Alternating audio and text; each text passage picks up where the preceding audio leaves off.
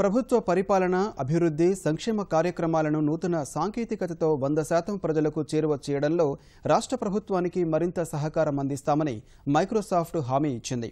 IT శాఖ మంత్రి నారా లోకేష్తో హైదరాబాద్లో సమావేశమైన మైక్రోసాఫ్ట్ ప్రతినిధులు కైజాల అప్లికేషన్ ఆధారంగా తాము తయారు చేసిన అధునాతన సాంకేతికతను మంత్రికి వివరించారు. ప్రభుత్వ కార్యక్రమాలు ప్రజల్లోకి తీసుకువెళ్లడం, అవినీతి రహిత పాలన అందించడం, ప్రజలు నేరుగా తమ సమస్యలను ప్రభుత్వం దృష్టికి తీసుకువచ్చేందుకు నూతన సాంకేతికత ఎంతగానో ఉపయోగపడుతుందని మంత్రి లోకేష్ అభిప్రాయపడ్డారు.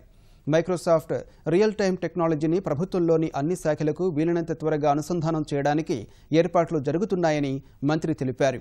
తెలుగుదేశం పార్టీ కోసం ప్రతిక్షణం కష్టపడే కార్యకర్తలను గుర్తించడానికి కూడా ఈ సాంకేతికత ఉపయోగపడుతుందని మైక్రోసాఫ్ట్ ప్రతినిధులు వివరించారు. ప్రయోగాత్మకంగా త్వరలోనే ఈ సాంకేతికతను పార్టీకి అనుసంధానం చేస్తామని నారా లోకేష్ ప్రకటించారు.